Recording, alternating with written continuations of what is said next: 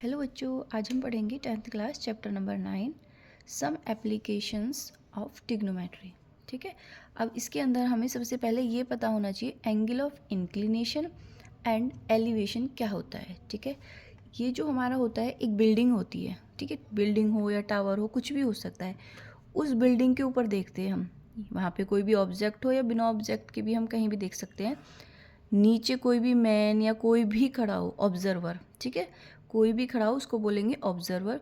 अब माना यहाँ पे खड़ा है, ठीक है, वो खड़ा तो यहाँ पे है लेकिन उसकी आइज़ यहाँ पे है। वो आइज़ जब वो ऊपर देखेगा बिल्डिंग के यहाँ पे, तो यहाँ पे ऑब्जेक्ट है। ठीक है। तो इस लाइन को, जहाँ से ये देख रहा है, इस लाइन को हम क्या बोलेंगे? Line of site. एंड यहाँ से जो इसकी आइज़ है, यहाँ से एक और लाइन खींची, ये क्या हुई? Horizontal line. ठीक है। इन दोनों से मिलके हमारा एंगल ऑफ एलिवेशन बना और ये हमारी बिल्डिंग है। इन तीनों को ज्वाइन करेंगे तो हमारा क्या बन जाएगा? एक राइट ट्रायंगल। तो ये हमेशा 90 डिग्री का रहेगा। और लाइन ऑफ साइट और हॉरिजेंटल लाइन दोनों से मिलके क्या होगा? एंगल ऑफ एलिवेशन बनेगा। और इसी को ही क्या बोलते हैं? इंक्लिनेशन। ठीक है। अब एंगल ऑफ एलिवेशन और इंक्लिनेशन में ऑब्जेक्ट हमेशा ऊपर होता है बिल्डिंग के, और ऑब्जर्वर यानी कि कोई भी पर्सन हमेशा नीचे रहता है, ग्राउंड पे। ठीक है। अब डिक्लिनेशन एंड डिप्रेशन में क्या होता है? इसका उल्टा होता है। इसमें ऑब्जर्वर बिल्डिंग के ऊपर होता है, यानी कि कोई भी पर्सन बिल्डिंग के ऊपर खड़ा होगा और हमारा ऑब्जेक्ट कहाँ होगा? ग्राउंड पे। ठीक है। तो ये हमारी बिल्डिंग है। बिल्डिंग के ऊपर क्या है? ऑब्जर्वर। ऑब्जर्वर ऊपर से नीचे की तरफ किसी भी ऑब्जेक्ट को देख रहा है। ठीक है। देखने वाली लाइन को क्या बोला? Line of site. ठीक है। अब आइज़ कहाँ है उस ऑब्जर्वर की? यहाँ पे। अब उस आइज़ के बिल्कुल स्ट्रेट हमने एक लाइन ड्रॉ करी, उसे बोलेंगे हम हॉरिजॉन्टल लाइन। ठीक है। Horizontal line. अब जो horizontal line and line of sight, इन दोनों से मिलके जो एंगल बन रहा है वो क्या है? एंगल ऑफ डिप्रेशन या फिर डिक्लिनेशन। ठीक है। इन दोनों से मिलके बना हमारा क्या? Angle of depression. अब ये क्या है? बिल्डिंग, और ये क्या है? ग्राउंड। यहाँ पे 90 डिग्री का एंगल बनेगा। ठीक है। अब यहाँ पे देखिए, देखो ये हॉरिजेंटल लाइन है, ये ग्राउंड है, ये दोनों पैरेलल है, ये कभी मीट नहीं करेंगे। अब ये दोनों पैरेलल है और ये क्या है? ट्रांसवर्सल लाइन है। तो ये वाला जो एंगल है इस वाले एंगल के इक्वल हो जाएगा। ठीक है। डिप्रेशन में भी ये वाला एंगल यहाँ पे आ जाएगा, ये एंगल इसके इक्वल हो जाएगा। इसे ही बोलते हैं हम angle of declination and depression. अब हम एक्सरसाइज 9.1 स्टार्ट करते हैं। Let's start. हम क्वेश्चन नंबर फर्स्ट पढ़ेंगे। क्वेश्चन नंबर फर्स्ट देखते हैं। इस circus artist is climbing a 20 metre rope. इसमें डायग्राम दे रखा है। तो ये कह रहा है एक सर्कस आर्टिस्ट है जो चढ़ रहा है कहाँ पे? 20 मीटर लंबी रोप पर। ठीक है। ये रोप है 20 मीटर लंबी rope, which is tightly stretched, जो कसकर बंधी हुई है, tight from the top of vertical pole of the ground. ठीक है। ग्राउंड से वर्टिकल पोल पर बंधी हुई है। ठीक है। Find the height of the pole. Pole कहाँ है? ये पोल है, इसके टॉप से ग्राउंड तक बंधी हुई है। इस पोल की हमें हाइट बतानी है।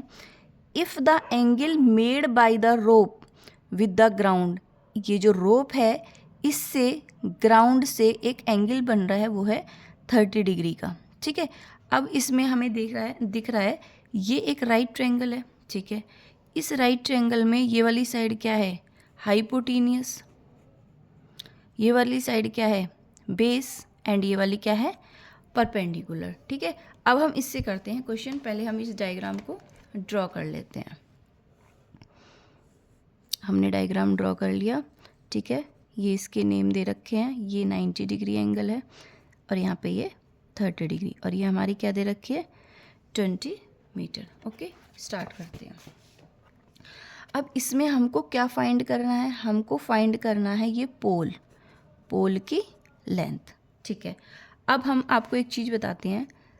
हमारे रेशियो हम आपको याद होंगे, साइन थीटा, कॉस थीटा और टेन थीटा। ये जो हमारे 3 रेशियो होते हैं, इनके फॉर्मूला होते हैं perpendicular upon hypotenuse, base upon hypotenuse और परपेंडिकुलर अपॉन बेस। ठीक है। अब इसके अंदर ये हमेशा किस में लगेंगे, राइट ट्रायंगल में। अब इस राइट ट्रायंगल में ये वाली साइड परपेंडिकुलर होती है, ये वाली साइड बेस होती है और ये बड़ी वाली साइड हाइपोटेन्यूस होती है। और जो एक चीज़ का ध्यान रखो, 90 के सामने वाली साइड को ही हम क्या बोलते हैं, हाइपोटेन्यूस। ठीक है। अब हम इसमें क्या, ये फाइंड करना है। अब हम देखेंगे इनमें से कौन सा रेशियो इसमें लगेगा। देखिए हमें क्या चाहिए, परपेंडिकुलर, दे कौन सी साइड रखी है, हाइपोटेन्यूस। तो हम देखते हैं हाइपोटेन्यूस और परपेंडिकुलर किसके अंदर आ रहा है। देखो परपेंडिकुलर एक तो साइन थीटा के अंदर आ रहा है, एक टेन थीटा के अंदर आ रहा है। बट जो साइन थीटा के अंदर है उसमें हाइपोटेन्यूस भी है और टेन थीटा के अंदर है उसमें बेस है। तो देखो परपेंडिकुलर भी नहीं दे रखा और बेस भी नहीं दे रखा, तो इसे हम यूज़ नहीं कर सकते। हम यूज़ किसको करेंगे, इसको करेंगे, क्योंकि हमें परपेंडिकुलर एक साइड नहीं दे रखी और हाइपोटेन्यूस दे रखी है। ठीक है, चलो वो हम लगाते हैं। Sine theta equals to perpendicular upon hypotenuse. Sine theta, theta क्या है हमारा, ये 30 डिग्री। ठीक है, यानी कि sine 30 degree equals to perpendicular की वैल्यू क्या है, ए बी। ठीक है, ये नहीं दे रखी। हाइपोटेन्यूस की वैल्यू क्या है, 20 रख दो इसके प्लेस पे। साइन 30 की वैल्यू क्या होती है, ठीक है, ये साइन 30 की वैल्यू 1/2 होती है। ठीक है, equals to A B upon 20 को हम एज डीज लिखेंगे। ठीक है, अब हम क्या करेंगे, नंबर एक साइड कर लेते हैं। नंबर बोलते हैं हम किसे, ये जो हमारी कांस्टेंट टर्म रहती है। ठीक है, और ये जो ए बी रहता है इस टाइप में सभी ये होते हैं हमारे वेरिएबल्स। तो हम क्या करेंगे, क्रॉस मल्टीप्लाई करेंगे। कैसे, देखो एरो जा रहा है ऐसे, इस 20 को 1 के प्लेस पे और 2 को ए बी के प्लेस पे। जो ऊपर वाली डिजिट है उनको तो एस डीज लिख लो, जैसे ये लिख दिया मैंने। ठीक है, अब हम क्या करेंगे, 20 को इसके पास पहुंचा देंगे और 2 को इसके पास। ठीक है, अब यहाँ पे ये हो गया 20 इक्वल्स टू